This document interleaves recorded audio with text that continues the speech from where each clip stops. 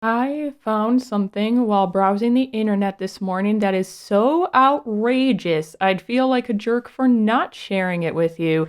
Unfortunately, it probably isn't completely shocking as it is something that's happened before. But before we get into it, I do want to explain something for a minute.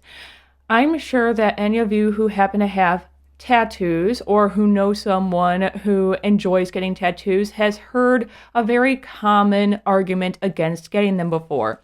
That being, well, they're so permanent. You shouldn't be getting that because what if in 10 years, 20 years, 30 years, you decide you don't look good in them anymore or that you don't like them anymore? Especially when it comes to things like fandom tattoos, you hear that argument a lot. And although I happen to be someone who loves tattoos, not only getting them myself, but I also enjoy seeing them on other people, I can't help but agree with that to a certain extent when it comes to the fandom ones.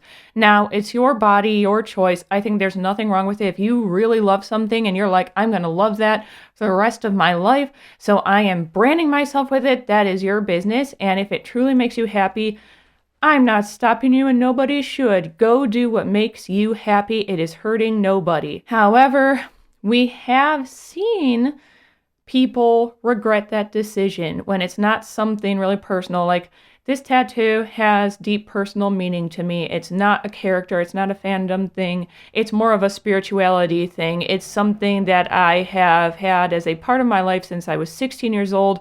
It's showing no signs of going away. And even if I left that faith, it's a beautiful enough tattoo that I have no issue with having it on my body. It will just look like a pretty piece that I helped design. That being said, though, just like collecting any form of art, you can collect tattoos for a myriad of reasons, but we've seen with things like the Romeo Lacoste situation and J.K. Rowling and the Harry Potter franchise that there are a lot of people who end up sticking tons of tattoos all over their body only to regret it later because they're like, oh, that person isn't who I thought they were. I mean, right now there are people who have full-on sleeve tattoos from the Harry Potter franchise, and they're panicking because they're like, yes, laser tattoo removal does exist. I can technically get rid of it. It's not as permanent as people think, but here's the thing when it comes to that stuff.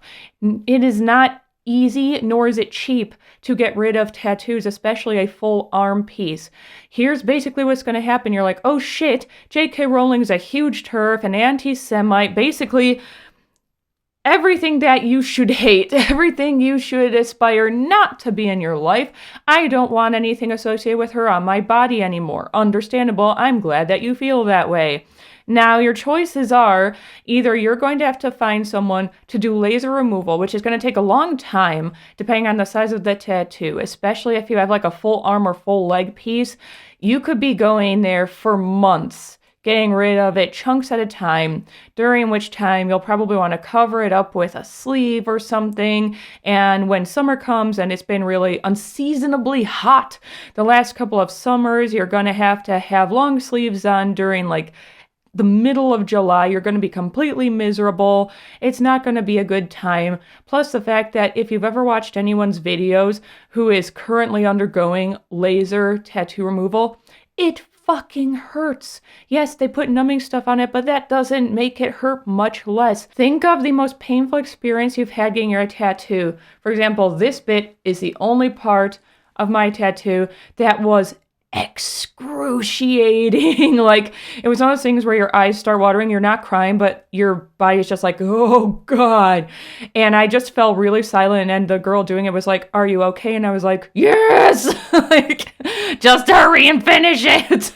It was like the only time I've ever needed a break while getting a tattoo, because there's a lot of it on my collarbone, and that hurts because it's just bone. There's not really any fat. There's not a lot of skin covering it up. It hurts. Now multiply that by like 60% and you have getting it lasered off.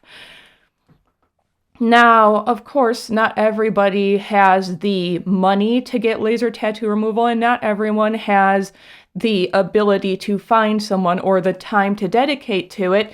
So other people choose to do those blackout sleeves instead. If you have a particularly large one, you can get cover-ups if it's smaller. Like if it's something like if this was tattooed on me and not eyeliner, you could probably get it covered up with something because it has very thin lines and there's a lot of extra space to work with.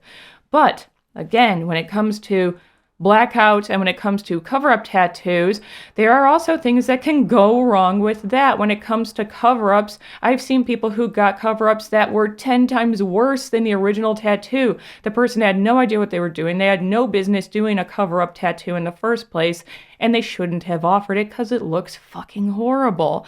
And with the blackout, I do think certain people with a certain aesthetic look absolutely beautiful with blackout tattoos.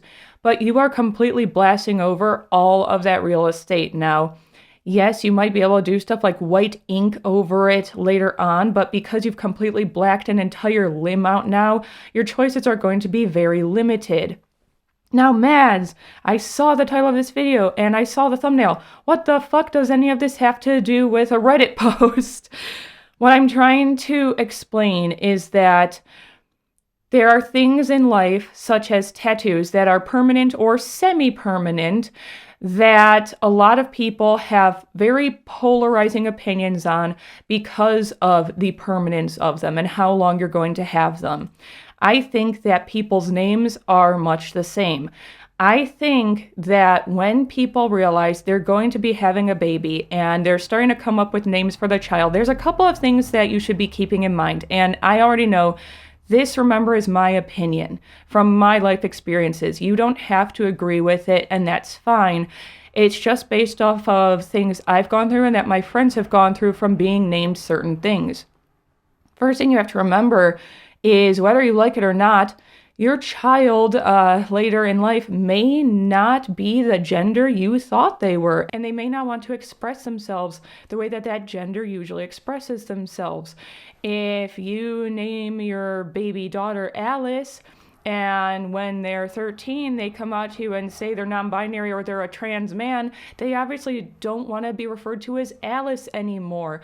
And you refusing to call them whatever their preferred name, their true name is now, is not only insulting and hurtful, it can fuck up their mental health entirely, and it can be downright dangerous because if they, start expressing themselves in a binary fashion that looks like they are a man now, and you yell Alice down the street, you just told everyone around you that's within earshot that that is a transgender person, and you never know if someone's just gonna whip out a gun and go ham now. A couple of other things to do with naming your baby. I agree with everyone who says, remember, you're not naming a baby, you're naming a human being. Don't call it some cutesy name that's adorable on a baby or on a pet, but it's going to sound ridiculous once they're older. Like, some people are not going to want to spend the entirety of their life being called Bunny or something, like, it's cute, but if they decide they want to be a lawyer one day that's, a criminal lawyer or something, they don't want to be sitting there with the name Bunny, Think about the fact that this child will be an adult one day, and they're stuck with that name. Also, this is my own experience and experience from some of my friends in a similar situation. I was named after one of my parents' dead relatives. It was a relative that they have kind of up on a pedestal, one of those people who died that after the death, everyone is just kind of chosen to only see the positive aspects of them. And if that's what you need to do to get through your grief, that's fine. But then I was the firstborn child, and they decided, let's name this kid that particular name. I have no tie to that name. I never met this person. They died long before I was even a thought, before this parent was even an adult and considering having kids one day.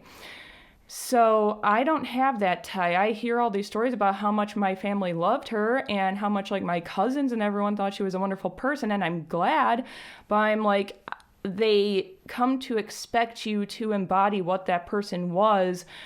But if I've never even met her, how can I ever hold a candle to this person or this imagined persona you have for this person?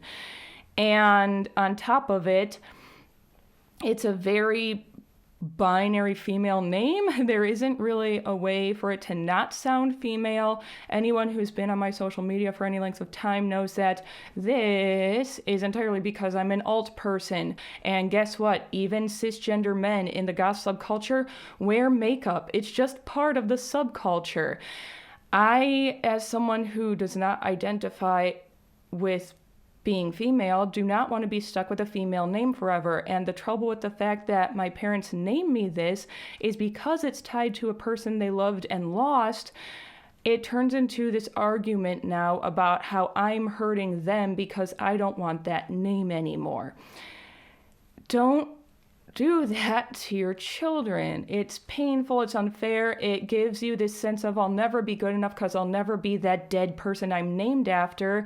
And as soon as you express the fact that I've given a list of reasons why I don't want to be referred to by that name, and none of which have to do with hating the dead relative or anything, or, hating the fact that they name me that. I don't hate it. I understand why they name me that, but it's become such a point of contention in my life because of the way that they've treated me when I've expressed that I don't want to be called that anymore since like 2011, that when I meet someone and I find out that they have my birth name, I legitimately feel sick. Like bile rises in my throat. I'm completely ill from it. I can't even listen to characters in movies or TV shows who have the name. I have to turn it off because it is that bothersome for me now. That is the situation I've been put in because they decided that they wanted to name me after somebody who had died as like a point of honor or something, without realizing that there are very negative aspects of it as well. Think about those negative aspects before you do that to your child. So, all of that to say, there is a Reddit post that I saw dealing with someone naming their baby something that their family found wildly inappropriate, and understandably so. A lot of us have seen the trend. It's been a trend forever, but especially in recent years since like Game of Thrones and stuff, and people naming their children after characters. And it's not like it's something subtle. It's not like calling them, Elizabeth because you like The Crown or something, but unless someone asked you, they'd never known. Like, the right way to do this is Jenna Marbles. In an old video, she mentioned the fact that her mother named her Jenna because she liked the show Dallas. But her name's just Jenna. It's a relatively common name. Unless you specifically ask her why she's named that, which chances are you won't since it's not a rare name, you'd never know that she's named after a TV character, and it's a common enough name that even if her mother stopped liking the show one day, it still sounds nice. But then you had the people doing shit like naming their kid Khaleesi. That's not even her name. It's a title. Just call her Queen at that point if that's what you want her to be called, instead of Khaleesi.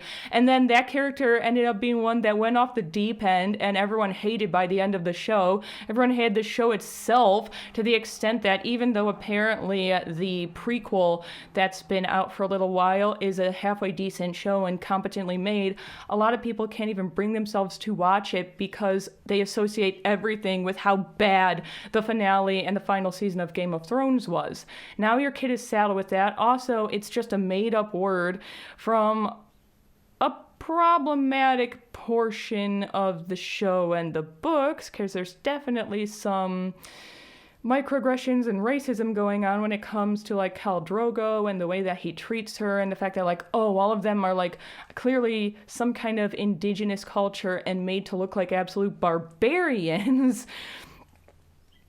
But yeah, it's just like the kid's gonna be bullied. They're gonna be called like the crazy kid because that's what happened to Khaleesi in the show and stuff. Like, there's no way when you have a name like Khaleesi, you're not gonna get bullied. That's similar to this Reddit post. So it says, am I the asshole for naming my child Eddie Munson? Not Edward, not Eddie. Eddie Munson, the full name. Hilariously, on top of, I'm sure you already eye-rolling over what I just said, this person wrote several paragraphs trying to justify why they named their baby Eddie Munson, and swiftly deleted the post before a single person could pass judgment on whether or not they were the asshole, which means they know it was wrong.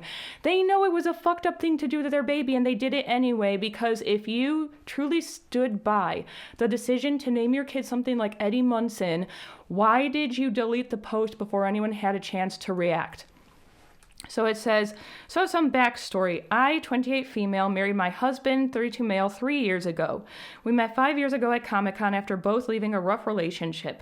I was dressed as Nancy and he was dressed as Steve, both from Stranger Things, so it was like we were made for each other. Fast forward to 9 months ago, I found out I was pregnant with my baby girl after being told I couldn't conceive by many doctors.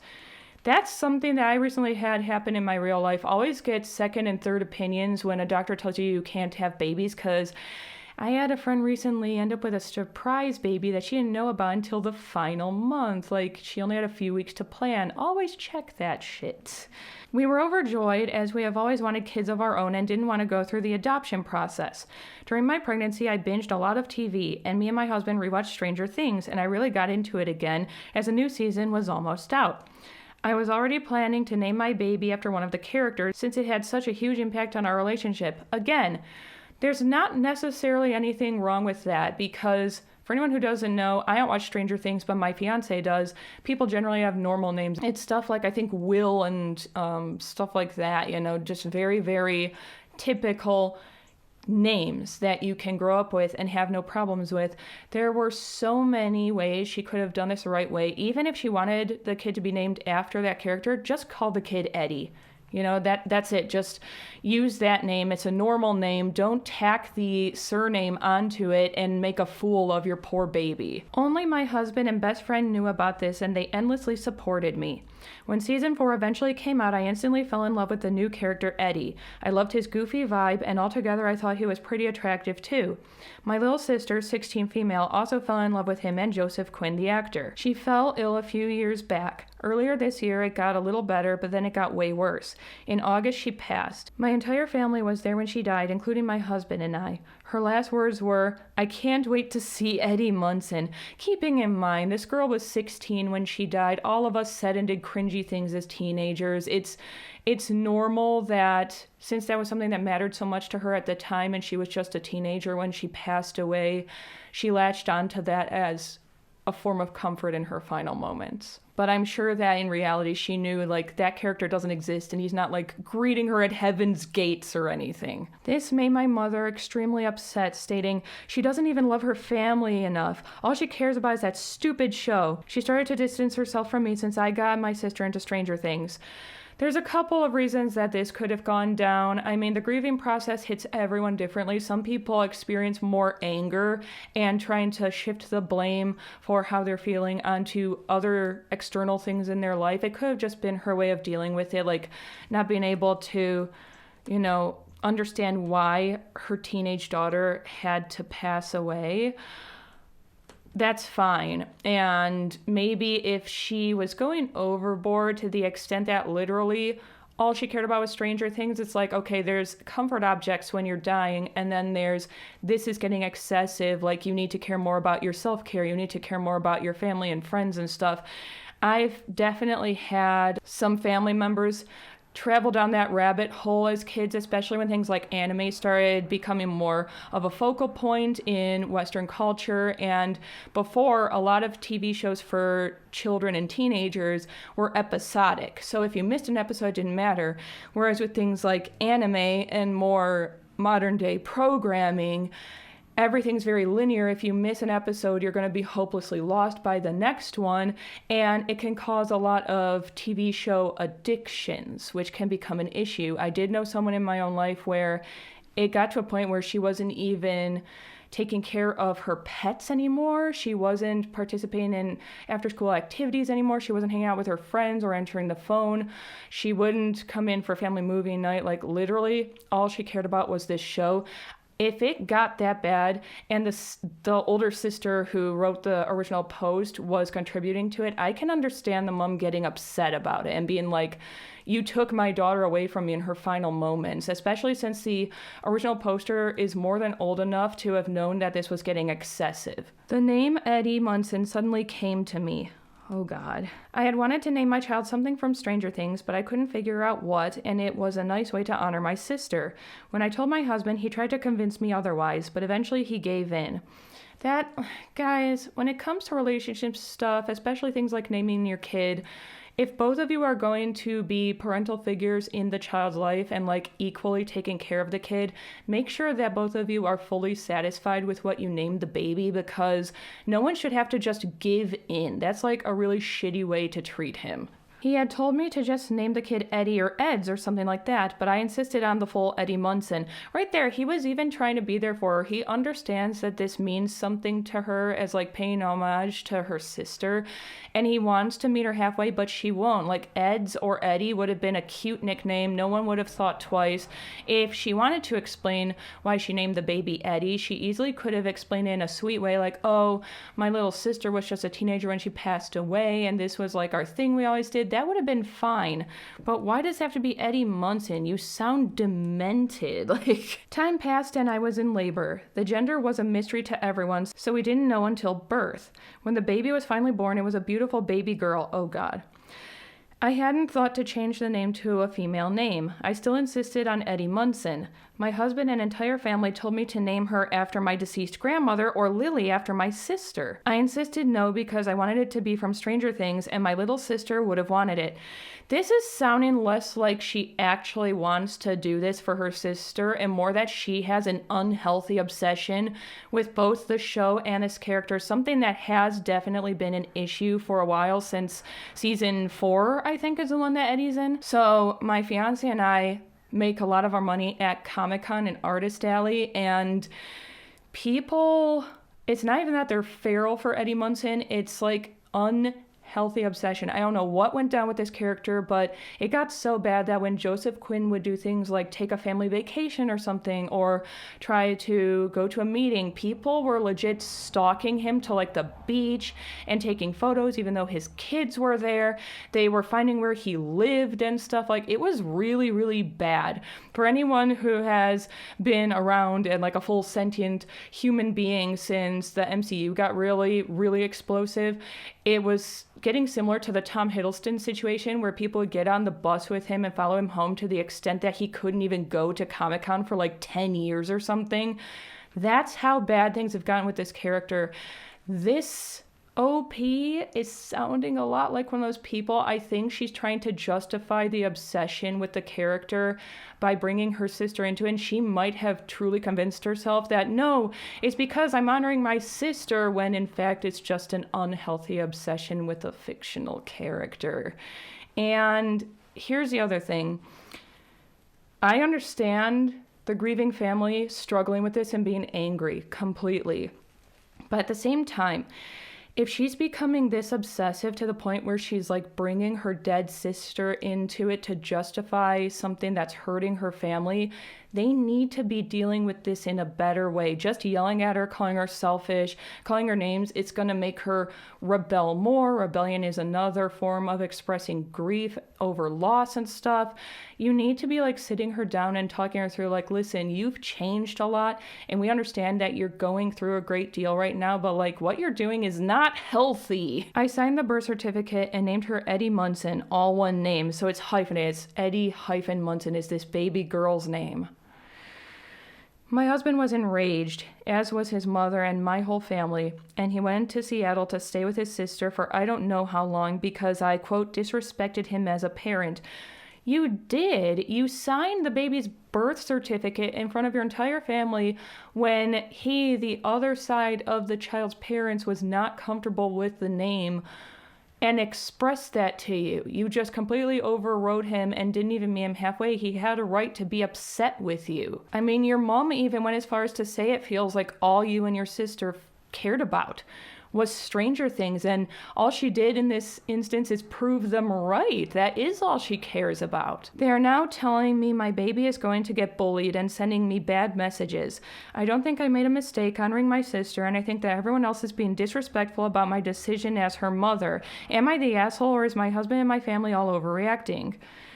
And like I said, funny enough, within minutes, this person, OP, deleted the post. She didn't give a single person even an instant to pass judgment or write their opinions on it. It actually had to be screenshotted and reposted by someone else because she knows she fucked up and she didn't want to hear anyone say it. So I want to read you a couple of the comments. There's over 200. We're not going through all of them, but just to give you some idea of what would have happened had she actually allowed people to talk to her. Children are not gifts we give to our families. They are actual people, and parents are meant to protect them and provide for them. Mom failed to provide a name that will support the child's growth, individuality, and future prospects. Verdict, asshole. I completely agree. That's the other thing, like, it's going to be humiliating for this kid. And yes, technically she can get a name change later in life. But again, just like the tattoo comparison, it's not as cost effective and easy as people think. One, she won't be able to until she's 18 because I highly doubt the mother is going to give her permission to change her name. She'll have to wait 18 years with this name. She'll have to go to court. She'll have to fill out a bunch of documents. She'll have to pay money.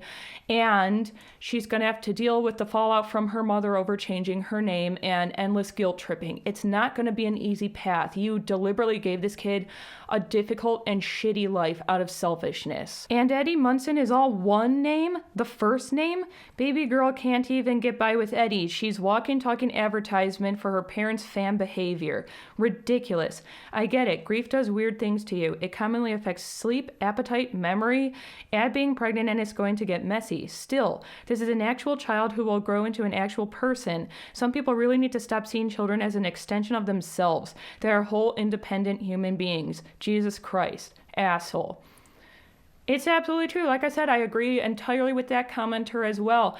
That child is going to have to grow up with that. And that's the other thing that I've had people try to claim to me is like, well, if you decide that you're going to, change your name legally, good luck getting anything out of the will because the will is going to have your old name on it, your dead name. And I'm like, that's literally not how that works. If any of you who are under the trans umbrella are dealing with parents talking to you like that, or other family members being like, well, you can't change your name because how are you gonna get anything from the will when we die? Remember that as long as you keep your original birth certificate, don't lose that. If you have access to your birth certificate that has your dead name on it, and you can provide that to the lawyer when they are reading the will, you are still entitled to anything in that will. People change their names for a myriad of reasons. If you couldn't get anything out of your parents' will just because of a name change, then no woman would get married, because guess what? When a lot of women get married, they change their names legally to their husband's name. That just fundamentally makes no sense. I'm going to read one more comment and then leave you with the end of the video because it's getting pretty long. There was a girl in my class that was pregnant. She started naming some not so common, cringe, weird names. I told her that before she names her child, she needs to think about her child's future. They won't be a baby with a unique name forever. I told her to think about what a future employer will see on a resume if she thinks that child will get bullied or will want to change their name. Babies are not toys, they're people. Treat them as such. And if you're interested in this, all of this is under r/2 hot takes, which are a couple of friends, sometimes with one of their husbands on YouTube, who typically read Am I the Asshole and like unhinged mother-in-law stories. So definitely check them out. They're pretty nice. Sometimes I really disagree with Morgan, the main girl, but I would say on the whole, when she has really harmful takes, she does make follow-up videos right away, apologizing truly and expressing that she is learning from whatever mistakes she made, which is always important to me. People have the capacity to change over time. But yeah, I'm going to leave you there. I can't believe this is still happening. I know it's going to be an absolute baby naming epidemic pretty much forever. It's sad though. Just remember, please, that yes, your baby is going to grow up into a full-fledged adult human being. Don't name them something cringy and embarrassing that's gonna like get them hurt. And as always, do something that makes you happy as long as you're causing harm to no one, especially your babies. And I'll see you all later.